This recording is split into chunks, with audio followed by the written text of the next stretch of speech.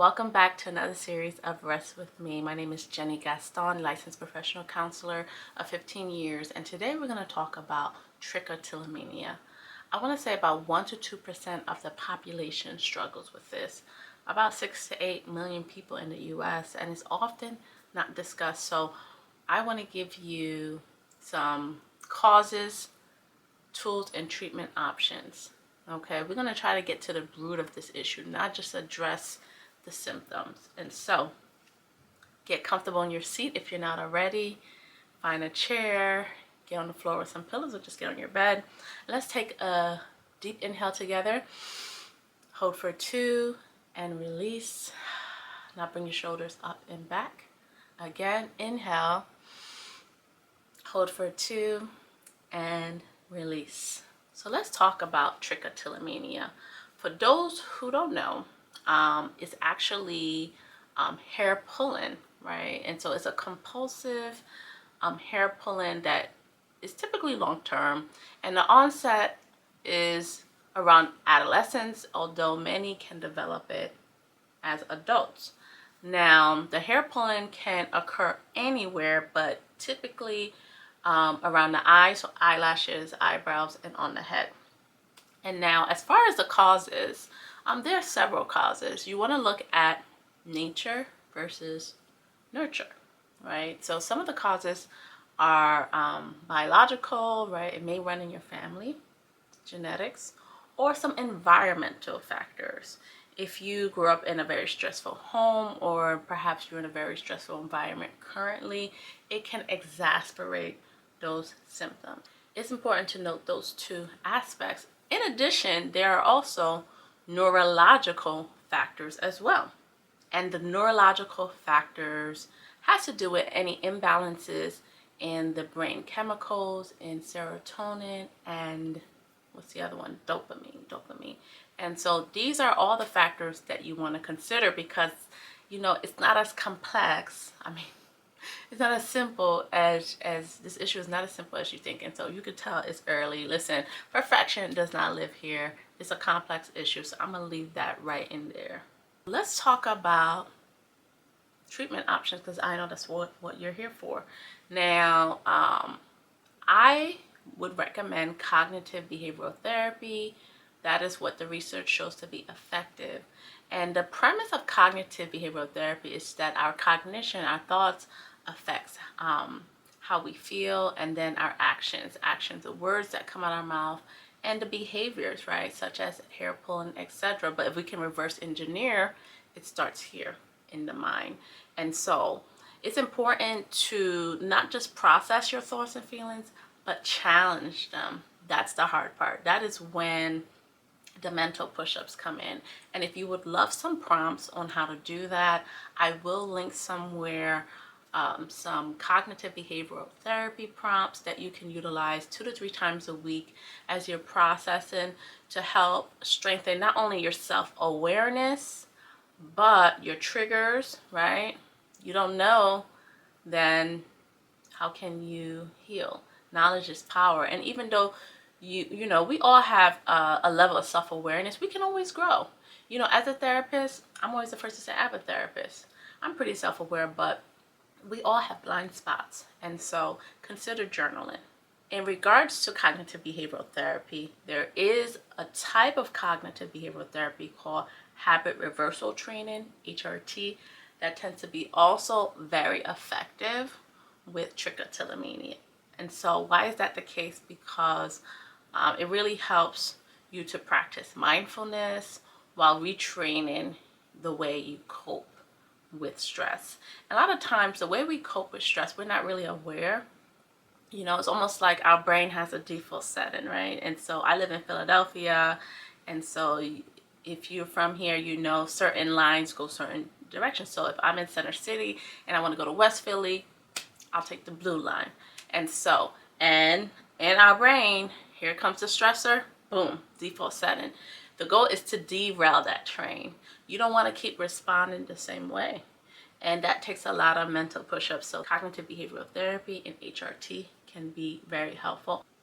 Oh, before I forget, there is one more form of therapy that you want to check out called ACT. acceptance commitment therapy.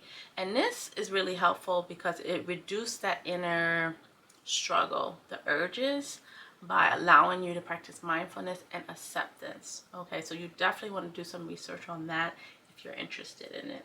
The next tool I want to give you is support groups. Don't underestimate the power of your peers, others who are struggling with the same issue, because perhaps they can give you tools and tips that work for them who are further along. And then, it takes away that shame and stigma. A lot of times that cycle of shame perpetuates it. You feel so embarrassed, like, wow, I did it again. You spiral into negative thinking, what's wrong with me, into more anxiety and depression, and boom, here comes the hair pulling again.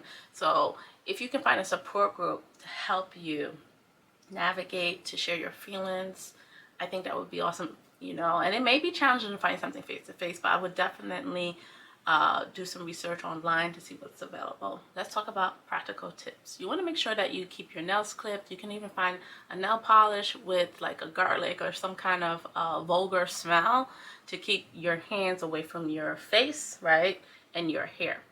As far as medication, you always want to consult your doctor. But one medication that I know in the market that has helped many is clomipramine, and it's important to always speak with your doctor first. But any medication that helps reduce anxiety and depression will also help, because again, you have that neurological factor there. Okay. In addition to that, you want to be able to do something practical with your hands. For some people, that's knitting. Keep your hands busy. Finding a doll, and when you feel that urge, pull the hair on that doll. Okay. You may also want to get a fidget spinner or any kind of fidget toys when you feel anxiety or that urge, to prevent you from hair pulling. Again, we're trying to change our default settings, and it's interesting because our brains are neuroplastic, which is beautiful, because even though you may have been walking a certain way, operating a certain way for years, I always say the first half of your life don't have to determine the second half.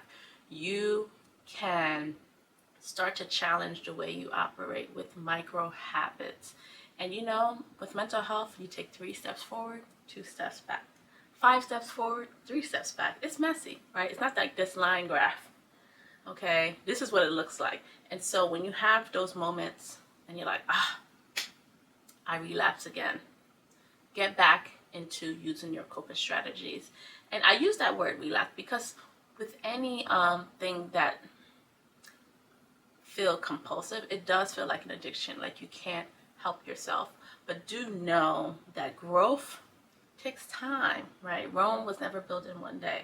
And so keep that in mind. You can also wear gloves as a physical reminder for you to keep your hands away from your hair, right? Some really thick gloves where you can't even actually pull anything. And it's interesting because when you think of newborn babies, right, they're scratching themselves and everything. We put those mittens on there. Listen, strategies work for us too. And so I don't care if it's dead hot. You like, listen, Jenny, I live in Texas. It's hot over here. You better get them gloves. Act like you know. All right. Let's talk about alternative medicine. Okay. Don't sleep on alternative medicine. Acupuncture can be really helpful. Taking walks in nature. And I do have a playlist where I will link where I take nature walks. And so walk with me in nature as we de-stress. And I did hear a click on my door. I have a visitor. Yes. Okay, I'll see you later. Listen, for those who don't know, I am a busy mom. Got 2 boys, 8 and 10. And so if you haven't done so already, subscribe, like, and share. Because when you support me, you're supporting a small business, you're supporting a mom. All right, where we at? I know you heard this many times. Food is medicine, and it's so true. Don't sleep on nutrition. I'm always like, listen, if there's areas that you can have influence and control in, why not, right? And so consider a diet rich in omega-3s, zinc, and magnesium. All these 3 are brain foods. Anything that will optimize our brain function will help to ground us If you made it to the end, thank you. Definitely comment on what you're going to take away, or comment on a video idea that you like for me to talk about. And definitely hit the notification bell, because our next video, you don't want to miss it. We're going to talk about how to co-parent with a toxic ex. Okay, and I recommend parallel parenting in these scenarios. So I'm going to give you the tools, so make sure to stay tuned, and much love.